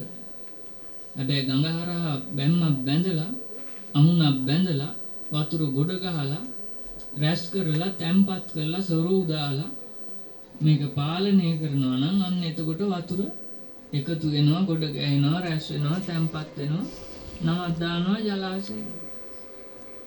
එතකොට හොඳට තේරුම් ගන්න ඕනේ මේකයි මෙතන තියෙන්නේ. දැන් මහවැලි ගඟ, ඒ වගේම තෙල් ගඟ, මේ වගේ ගංගාවල් මධ්‍ය ගංගාවරින් ගලාගෙන යනවා. මේ ගංගාවල් වල තැන් තැන් වල බැමි බැඳලා වතුර එකතු කරනවා, ගොඩ ගහනවා, රැස් කරනවා, තැම්පත් කරනවා. ඒ තැන් වලට නම් දානවා. උත්මලේ ජලාශය, වික්ටෝරියා ජලාශය, රන්දෙනිගල ජලාශය, රන්ටන්ගේ ජලාශය. මොකද ජලාශය කියන්නේ? අර වතුර එකතු වෙනවා, ගොඩ ගැහෙනවා, රැස් වෙනවා, තැම්පත්. එතකොට මාගදී භාෂාවේ සය කියන්නේ යමක් එකතු වෙනවා, ගොඩ ගැහෙනවා, රැස් වෙනවා, තැම්පත් වෙනවා කියන අදහස. අනුසය කිව්වේ එහෙනම් පෙර නොතිබූ පෙර නොවිරු යමක් අලුතෙන් හිතේ උපදවගෙන ඒක එකතු වෙනවා, ගොඩ ගැහෙනවා, රැස් වෙනවා, තමන්ගේ මනෝමය කාය තුලට තැම්පත් වෙනවා. ආසය හැටියට. එතකොට අනුසය ආසය දෙකම තේරුම් ගන්න ඕනේ. අනුසය හැටියට අලුතෙන් එකතු කරගන්නවා. ඒ එකතු කරගත්ත දේවල් ආසය හැටියට තැම්පත් වෙලා ගබඩා වෙලා ක්‍රියාත්මක වෙනවා. කොහේද? මේ තමන්ගේ මනෝමය කාය තුල. ඔය ලේ මාස් ඇටනහර වලින් ඇතිච්ච ශරීර කූඩුව තුල නෙමෙයි. මේ ශරීර කූඩුව ඇසුරෙන්ම ක්‍රියාත්මක වෙන ඇහැට නොපෙනෙන, අල්ලන්න බලන්න බැරි මනෝමය කාය තුල. එතකොට හොඳට තේරුම් ගන්න ඕනේ මේ අනුසය හැටියට එකතු වෙන, ආසය හැටියට තැම්පත් කරගන්න දේවල් තමයි මේ දුක් පැවැත්ම පවත්වාගෙන යන්නට ඉන්ධනය, හේතු, ශක්තිය. එතකොට අනුසය උපද්දවනයි කියලා කියන්නේ අර සංසාර රිය ගමන පවත්වාගෙන යන්න අලුතෙන් ඉන්ධන එකතු කරගන්නවයි කියන එක. අනුසය එකතු කිරීම නැවැත්තුවොත් අලුතෙන් රිය ගමන පවත්වාගෙන යන්න ඉන්ධන එකතු කරන්නේ නැහැ. එතකොට බුදුහාමුදුරුවෝ මේක උපමාවකින් කිව්වා අර 12 මහේම නොකඩවා අකණ්ඩව ඇවිලෙන 12 මහේ පහන් දැල්ල පවත්වාගෙන යන්න උපකාර වෙන විදිහට අලුතෙන් තෙල් දානවා, අලුතෙන් තිර දානවා. ඒ අනුව මේ අලුතෙන් තෙල් දානකම්, අලුතෙන් තිර දානකම් පහන් දැල්ල නොනිවි අකණ්ඩව දැල් වෙනවා. ඒ වගේ තමයි මේ පහන් දැල්ල වගේ තමයි දුක් පැවැත්ම. මේ දුක් පැවැත්ම පවත්වාගෙන යන්න අලුතෙන් තෙල් දානවා, අලුතෙන් තිර දානවා, අනුසය හැටියට කෙලෙස් එකතු කර කර. එතකොට අලුතෙන් තෙල් දාන එක, අලුතෙන් තිර දාන එක නවත්තන්න කරන්න තියෙන්නේ මේ අනුසය අස් කරන ක්‍රියාකාරකම කරන එක. එහෙම නැත්නම් රාගානුසය, පටිඝානුසය, අවිජ්ජානුසය කියන අනුසය තුන අස් කරන්නට කටයුතු කිරීම. එතකොට රාගානුසය අස් කරනවා නම්, පටිඝානුසය අස් කරනවා නම්, අවිජ්ජානුසය අස් කරනවා නම් අර පහනට අලුතෙන් තෙල් දාන එක තිර දාන එක නවත්තනවා වගේ ඒ අනුව දාපු තෙල් ටික ඔක්කොම දහණය වෙලා පහන නිවිල යනවා වගේ ඔබේ රාග බැම්ම, ද්වේෂ බැම්ම, මෝහ බැම්ම කැඩිලා ඔබ නිවන් දකින්න පුද්ගලයෙක් බවට පත් වෙනවා. හැබැයි ඒ සඳහා මේ අනුසය තේරුම් ගන්න ඕන, අනුසය එකතු වෙන්න එන අවස්ථාව තේරුම් ගන්න ඕන, අනුසති භාවිතයට ගන්න ඕන. එතකොට ප්‍රිය දෙයට ඇලිලා සමුදය උපද්දවා ගන්න අවස්ථාවේ රාගානුසය එකතු වෙනවා. අප්‍රිය දෙයට ගැටිලා ද්වේෂයෙන් සමුදය උපද්දවා ගන්න අවස්ථාව තුල පටිඝානුසය එකතු වෙනවා. ප්‍රියාප්‍රිය අතර සංසන්දනය කරලා මෝහයෙන් කටයුතු කරලා සමුදය උපදවා ගන්න අවස්ථාව තුල අවිජ්ජානුසය එකතු වෙනවා. එතකොට රාගානුසය තමයි රාග ගතිය හැටියට තැන්පත් වෙන්නේ. පටිඝානුසය තමයි ද්වේෂ ගතිය හැටියට තැන්පත් වෙන්නේ. අවිජ්ජානුසය තමයි මෝහ ගතිය හැටියට තැන්පත් වෙන්නේ.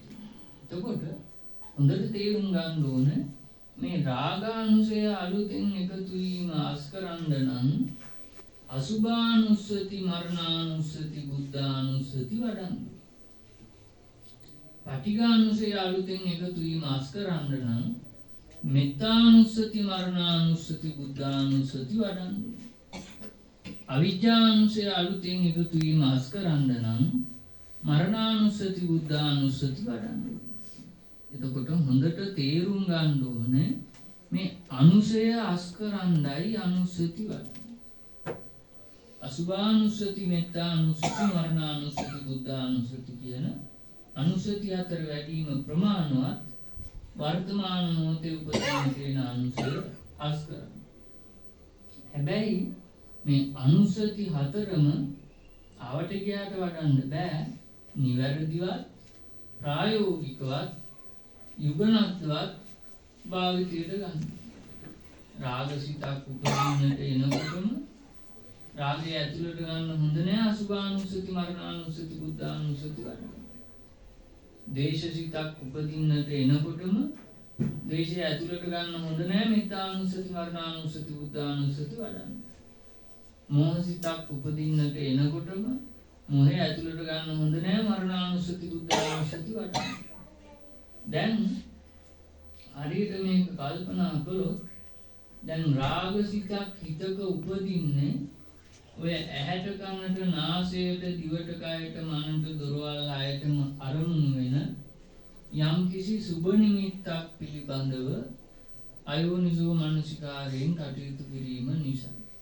මේ සුබ නිමිත්තක් කිව්වේ සුන්දරයි, සුබයි, සාරයි, වටිනවා, ප්‍රියයි, මනාපයි කියන සුන්දර බවක් හිතේ ඇති වෙන නිමිත්ත.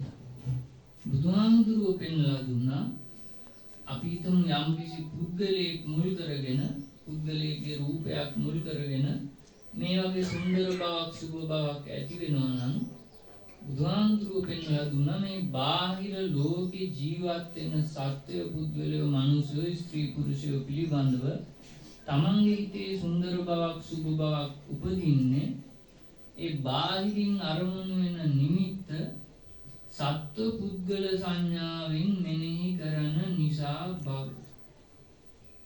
මේ සත්ව පුද්ගල සංඥාවෙන් පුද්ගල රූපය මෙනෙහි කිරීම නවත්තලා පටික්කුල මනසිකාරයෙන් කටයුතු කළොත්, එහෙම නැත්නම් මේ සත්‍ය පුද්ගලයා ඇටියට ඝන සංඥාවෙන් ඒකකයක්සේ පේන රූපය ඇත්ත ඇති සැටියෙන් බෙදලා බැලුවොත්, විභජනය කළොත් අන්න ඒ පුද්ගලයාට සුන්දර බව, සුබ බව හිතෙන් අත්හරින්න පුළුවන්.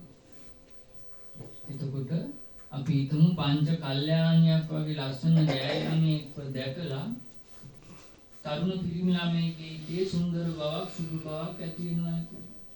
දැන් මේ සුන්දර බව, සුබ බව හිතේ ඇති වෙන්නේ අර ගෑල් ළමයා පිළිබඳව සත්ව පුද්ගල සංඥාවෙන් මෙනෙහි කරන නිසා.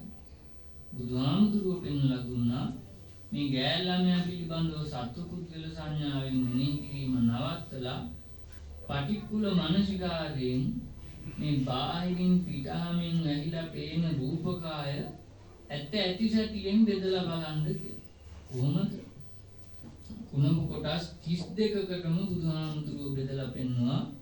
මේ බාහිරින් පේන රූපකායක් සුන්දරයි සුභයි කියලා ගන්නෙ මේ කේස් ගොඩක්, ලොම් ගොඩක්, නියපොතු ගොඩක්, දත් ගොඩක්, හමු ගොඩක්, ඇට ගොඩක්, ඇට මිදුළු ගොඩක් මේම කුණප කොටස් 32කටම බුදුහාමුදුරුවෝ මහා සතරාතිපට්ඨාන සූත්‍රයේ බෙදලා පෙන්නලා මේ සුන්දර බව සුභ බව ආස් කරන්නට පටික්කුල මනසිකාරයෙන් කටයුතු කළ යුතු ආකාරය දේශනා කළා. ඔබට මේක කරන්න පුළුවන්.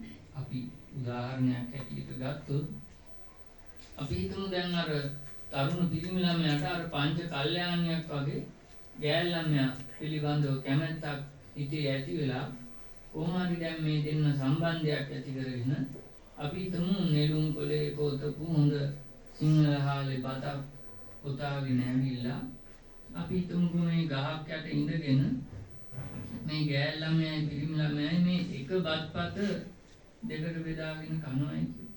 දැන් මේ බත් කන වෙලාවේ මේ බත් රස්නේ වැදිලා අර ගෑල් ළමයාගේ නහය බුරුල් වෙලා එක හොටු බින්දුවක් වැටෙනවායි කියලා මේ බත් එකට. දැන් අර පිරිමි ළමයා අර බත් කට අනාගෙන කණ්ඩකයේ විදියටම අර හොටු බින්දුවත් එක්කම අනලා බත් කට කනවද? කන්නේ අසුචි. සුන්දර නෑ, සුචි නෑ, කැමැත්තක් ඇති වෙන්නේ නෑ. හැබැයි ඒ හොටු බින්දුවයි බත් එකට වැටුනේ මේ හොටු බින්දුවට වඩා සිලිකාවරකින් භාගයක් විතර හොටු තියෙනවා, සෙම තියෙනවා අර ගෑල් ළමයාගේ රූපකාය ඇතුළේ. හැබැයි ඒවා පේන්නේ නැහැ. පිටපොත්තෙන් වැහිලා තියෙන නිසා, පිටාමෙන් වැහිලා තියෙන නිසා. බුදුහාමුදුරුවෝ මේක මතු කරලා පෙන්වලා දුන්නා.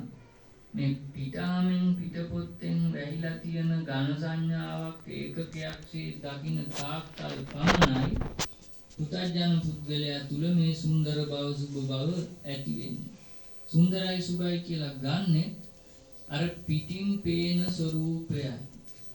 ඇතුළාන්තය අර ඇතුළේ පිටාමෙන් වැහිලා තියෙන දේවල් ගැන කිසිම අදහසක්, කිසිම දැනීමක්, කිසිම තේරුම් ගැනීමක් අර පංච කල්යාණිය වගේ බාහිරින් දැකලා සුන්දරයි කියලා රැවටෙන වෙලාවේ හිතේ ඇති වෙන්නේ නැහැ.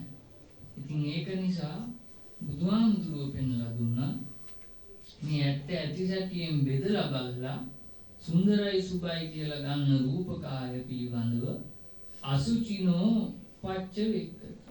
සුන්දර නොවන බව, සුචි නොවන බව, සුභ නොවන බව යථා පරිදි මෙනෙහි කළොත් අන්නේ පුද්ගලයා තුල අර බාහිරින් දකින්න රූපය ඒ විදියටම තියෙද්දි ඒ කෙරෙහි හිතේ උපත ලැබපු සුන්දර බව සුභ බව අත්හරින්න පුළුවන් වෙනවා. අන්න ඒකයි අසුභානුස්සතිය වැඩිමෙන් කරගත යුත්තේ. ඒ වගේමයි බාහිර ද්‍රව්‍යයක්, වස්තුවක්, අවස්ථාවක්, ගෙයක් දොරක්, යාන වාහනයක්, මාලයක්, මුද්දා මේ වගේ දේවල් පිළිබඳවත් පුතර්ජන පුද්ගලයේ හිතක සුන්දර බවක්, සුභ බවක් ඇති වෙන්න පුළුවන්. බුදුහාමුදුරුවෝ පෙන්වලා දුන්නා ධාතු මනසිකාරයෙන් කටයුතු කළොත් ඒ සියලු දේවල් වලින් හිත මුදවා නිදහස් කරගන්නට පුළුවන්කම ලැබෙනවා. මේ බාහිර ලෝකේ ඇහෙන් ගත්තත්, කනෙන් ගත්තත්, නාසයෙන් ගත්තත්, දිවෙන් ගත්තත්, කයෙන් ගත්තත්, මනෙන් ගත්තත් ආපෝ තේජෝ වායෝ පඨවි කියන මහා භූත හතරට අදාළ දෙයක්මයි එකතු කරගන්නේ සුන්දරයි සුභයි කියලා ගන්න. හැබැයි මේ ආපෝ තේජෝ වායෝ පඨවි කියන මහා භූත හතර තුල ස්වභාවික වශයෙන් ගත්තොත් සුන්දරයි සුභයි කියලා දෙයක් ගැබ් වෙලා පවතින්නේ නැහැ. මේ සුන්දර බව සුභ බව හිතෙන්මයි හදාගන්නේ. මේ පිළිබඳව යථාපති තේරුම් අරගෙන ධාතු මනසිකාරයෙන් කටයුතු කරන පුද්ගලයාට ධාතු මනසිකාරය තුලින්ම පුළුවන්කම තියෙනවා සුන්දර බව සුභ බව හිතෙන් අත්හරින්න. අසුභය අනුපස්සනා කරන. එහෙමත් නැත්නම් යම්කිසි කාම විතක්ක ਵਿਚාරයක් වඩා වර්ධනය කරන අරමුණක් හිතට අරමුණු වෙලා ඒකේ සුන්දර බවක් සුබ බවක් ඇති වෙනවා නම් නික්කම්ම සවිතක්ක සවිචාරයක් වඩලා සිංහලෙන් කිව්වොත් අර කාම විතක්ක ਵਿਚාරයක් උපදින්නට එනකොට පුද්ගලයා හිතන්නේ ප්‍රිය දෙයට ඇලීමමයි වටින්නේ, ප්‍රිය දේ අල්ල ගැනීමමයි වටින්නේ, ප්‍රිය දේ විඳීමමයි වටින්නේ, විඳ බැලීමමයි වටින්නේ කියන කාම විතක්ක. ඒ වෙනුවට දැන් තේරුමක් හරියක් අර්ථයක් ඇතුව ප්‍රියාරමුණෙහි නොයල්ම නාතයි, අත්හැරීම නාතයි, මිදීම නාතයි, මිදී නිදහස් වීම නාතයි, නොයල්ම විත්වා, අත්හැරීම විත්වා, මිදීම විත්වා, මිදී නිදහස් වීම විත්වා කියලා යථාපරිදි නෙක්ඛම්ම සවිතක්ක සවිචාර වඩලා අර සුන්දර බව සුභ බව අත්හරින්න. මේ ක්‍රම තුනෙන් ඕනෑම ක්‍රමයකට ප්‍රායෝගිකව අනුසති වැඩුවොත් සුන්දර බව සුභ බව අත්හැරෙනවා නම් අන්න ඒ අවස්ථාවේ ප්‍රායෝගිකව අසුභානුස්සතිය පූර්ණය වීම. එතකොට අසුභානුස්සතිය වඩන්න ඕනේ, සුන්දර බව සුභ බව අත්හරින්න. ඒ වගේමයි මෙත්තානුස්සතිය වඩන්න ඕනේ, දේශගතිය සමතයට පත් කරගන්න. කොහොමද? තරහක්, වෛරයක්, ද්වේෂයක්, ක්‍රෝධයක් හිතට එනකොට පුද්ගලයා කල්පනා කරන්නෙම ගාන්න, මරන්න, පනින්න, කුප්පන්න, එකට එක කරන්න, එලවන්න, පන්නන්න, හිරිහැර කරන්න නුකුත් ඒවල්. ඒ වෙනුවට දැන් මමද සියලු ලෝක සියලු සත්වයෝ සෝතාපන්න ඵලයෙන්ම නිදුක් වෙත්වා, මමද සියලු ලෝක සියලු සත්වයෝ සකදාගාමී ඵලයෙන්ම නිරෝගී වෙත්වා, මමද සියලු ලෝක සියලු සත්වයෝ අනාගාමී ඵලයෙන්ම සුවපත් වෙත්වා, මමද සියලු ලෝක සියලු සත්වයෝ අරහත් ඵලයෙන්ම දුකින් මිදෙත්වා, මමද සියලු ලෝක සියලු සත්වයෝ නිවන් සුවයෙන්ම සුවපත් වෙත්වා කියලා අවංගව පිරිසිදුව මෛත්‍රී කරලා අර තරහ සමතේකට පත් කරගන්න. තරහක් ගන්න ඕනේ නැහැ. තරහක් එනකොටම තරහ අයින් කරලා තරහ යන පුද්ගලයාට යහපතක් වේවා, සිතක් වේවා, ශාන්තියක් වේවා, යථාභූත ඥාන දර්ශනයම ලැබේවා කියලා අවංකව පිරිසුදු මෛත්‍රී කරන්න. එතකොට මෙත්තානුස්සතිය පූර්ණය වෙනවා, ද්වේෂය සමතේටපත් වෙනවා. එතකොට අසුභානුස්සතිය වඩනවා නම්, මෙත්තානුස්සතිය වඩනවා නම් රාගය, ද්වේෂය කියන කෙලෙස් දෙක සමතේකටපත් වෙනවා. හැබැයි ඒක නිවනට ප්‍රමාණවත් මත. නිවන් මාර්ග පූර්ණය වෙන්න නම් මේ රාග මුල, ද්වේෂ මුල, මෝහ මුල ඉදිරියෙන්න ඕන. රාග මුල, ද්වේෂ මුල, මෝහ මුල ඉදිරියෙන්න නම් මරණානුස්සතිය වඩන්න ඕන. අස්මිමානය ඝාතනය කරන, අස්මිමානය මරා දාන අනුස්සතිය කියන එකයි මරණානුස්සතිය කියන එකේ තේරුම. එතකොට මරණානුස්සතිය වඩන්න නම් අනිච්ච අනුපස්සනා කරලා නිච්ච සංඥාවෙන් මිදී නිදහස් වෙන්න ඕනේ. දුක්ඛ අනුපස්සනා කරලා සුඛ සංඥාවෙන් මිදී නිදහස් වෙන්න ඕනේ. අනාත්ම අනුපස්සනා කරලා විපරිණාමය අනුපස්සනා කරලා අත්ථ සංඥාවෙන් මමත්වයෙන් මිදී නිදහස් වෙන්න ඕනේ. එතකොට මේ බාහිර ලෝකෙන් තමන්ගේ ඇහැට, කනට, නාසයට, දිවට, කයට, මනට, ආයට අරමුණු වෙන කිසිම සංකාරයක් නිච්චසේ ගන්නට සුදුසු නොවන බව, මගේ කැමැත්ත අනුව පවත්වන්නට, නවත්වන්නට සුදුසු නොවන බව යථා පරිදි තේරුම් ගන්න.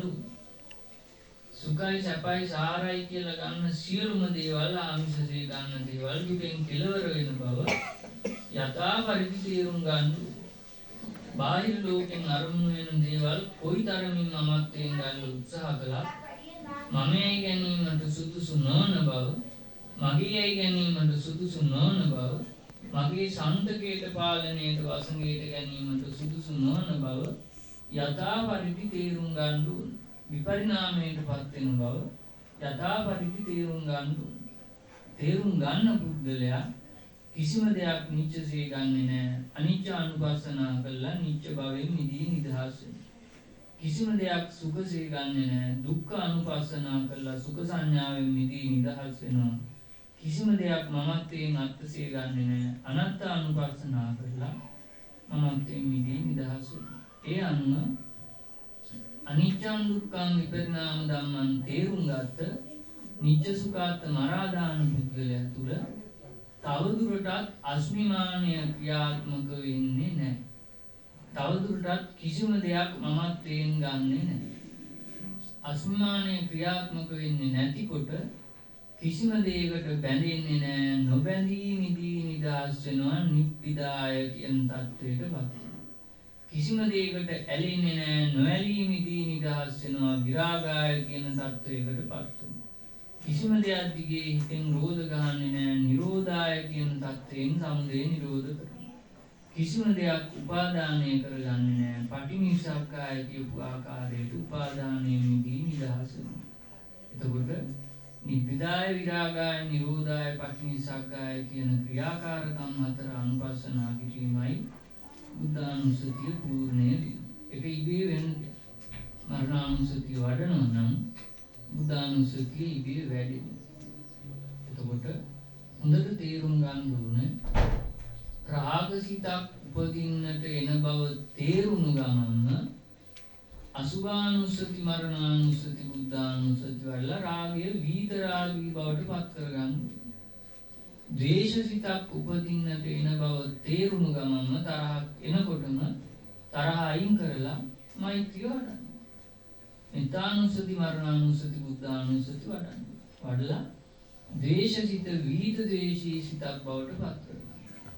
මෝහසිතක් උපදින්නට එන බව තේරුණු ගමන්ම මරණානුස්සති බුද්ධානුස්සති වල මොහේ විහිද මොහී බවට පත් කරගන්න. එතකොට මේ අනුස්සති වැඩිම කියන දේ හිතෙන් කරන්න ඕන වැඩක් මිසක ගතෙන් කරන වැඩක් නෙමෙයි. ඒක නිසා සතර ඉරියව්වේදීම ඉඳගෙන ඉන්නකොට හිටගෙන ඉන්නකොට යනකොට එනකොට ආන්සි වෙලා ඉන්නකොට අඩනින්ද ඉන්නකොට හතර ඉරියව්වේදීම රාගයක් උපදින්න එනකොට අසුභානුස්සති මරණානුස්සති බුද්ධානුස්සති වඩන්න ඕන. ද්වේෂයක් උපදින්න එනකොට මෙත්තානුස්සති මරණානුස්සති බුද්ධානුස්සති වඩන්න ඕන. මෝහයක් උපදින්න එනකොට මරණානුස්සති බුද්ධානුස්සති වඩන්න ඕන. ඒ සඳහා හිත පුරුදු කරගන්න ඕන, පුහුණු කරගන්න ඕන, පදම් කරගන්න. ඒ වගේමයි දවසේ පැය 24 තුල තදනින්ද හැර අනිකුත් සෑම ක්‍රියාකාරකමක් කරනකොටම රාගයක් එනකොට අසුභානුස්සති මරණානුස්සති බුද්ධානුස්සති වඩන්නට, ද්වේෂයක් එනකොට මෙත්තානුස්සති මරණානුස්සති බුද්ධානුස්සති වඩන්නට, මෝහයක් එනකොට මරණානුස්සති බුද්ධානුස්සති වඩන්නට හිත පුරුදු කරගන්න ඕනේ, පුහුණු කරගන්න ඕනේ, පදම් කරගන්න ඒක කරන්න බැනම් බුදුහාමුදුරු කියන්නේ.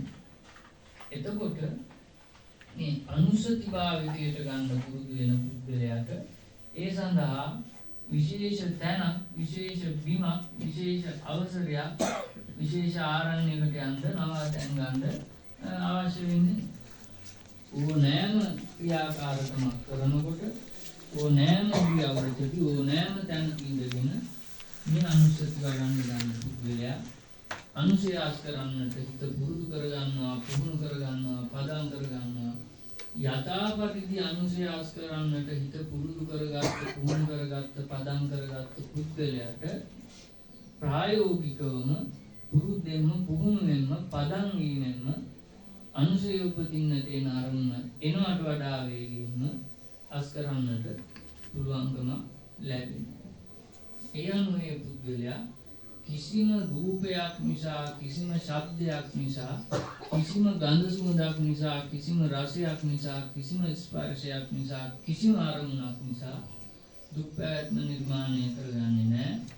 දුක් පැවැත්මෙන් මිදී නිදහස් වෙනවා. ඒ පුද්ගලයා ප්‍රිය දෙයට ඇලෙන්නේ නැහැ. ඒ අනුව ප්‍රියයන් වෙන්වීමේ දුක ඒ පුද්ගලයාට උරුම වෙන්නේ.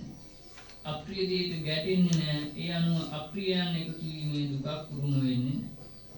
ප්‍රිය අතර මැනලා අන්තවාදී ලෙස කැමැත්තෙන් යමක් බලාපොරොත්තු වෙන්නේ නැහැ. ඒ අනුව යම්පි ඉච්ඡාන ලබති තම්පි දුක්ඛං කියලා දෙයක් උරුම වෙන්නේ නැහැ. ඒ පුද්ගලයාට ප්‍රිය දේවල් ඕන තරම් අරමුණු වෙනවා. හැබැයි ඇලෙන්නේ නැති නිසා ඒවා පවතින තත්ත්වයෙන් වෙනත් තත්ත්වයකටපත් වීමේ පුද්ගලයාට දුකක් වෙන්නේ නැහැ. එතනම දුක්ඛේ ඥානං කියන චතුරාර්ය සත්‍ය අවබෝධයෙන් ක්‍රියාත්මක වෙනවා. අප්‍රිය දෙයට කොයිතරම් අප්‍රිය දේවල් අරමුණු වුණත් ගැටෙන්නේ නැති නිසා අප්‍රිය දේවල් එකතු වෙනකොට විඳින්න වෙනකොට ඒක දුකක් බවට පත් වෙන්නේ නැහැ. දුක්ඛේ ඥානය ක්‍රියාත්මක වෙනවා. චතුරාර්ය සත්‍ය අවබෝධයෙන් කටයුතු කරනවා. මොකක් නිසාද? සමුදය නිරෝධ කරන නිසා. වෙන මොකක්වත් නිසා නෙවෙයි. ඒ පුද්ගලයා උපදින කෙලෙස් තේරුම් අරගෙන ඒවා උපදින්නට එනකොටම අනුසති වඩලා අස් කරනවා. උපාදානයේ මිදී නිදහස් වෙනවා. ඒ අනුව දුකෙන් මිදී නිදහස් වෙනවා.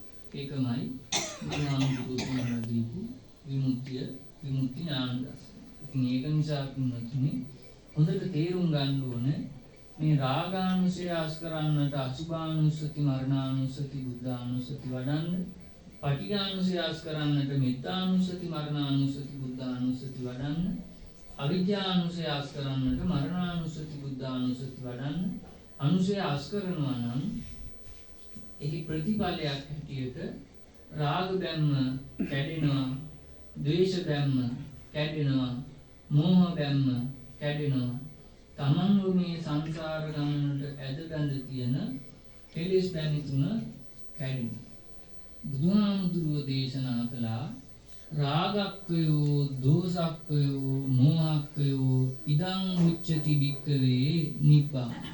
එතකොට බුදුහාමුදුරුවෝ පෙන්ලා දීපු නිවන නිබ්බාන තත්වයටපත් වීම මේ රාග බැම්ම, ද්වේෂ බැම්ම, මෝහ බැම්ම කඩලා මේ ජීවිත කාලය තුලදීම ස්පන අපිටම සාක්ෂාත් කරගත යුතු තත්වයක් මිසක මරණයන් මතුවට ලබන්න තියෙන දෙයක් නෙමෙයි.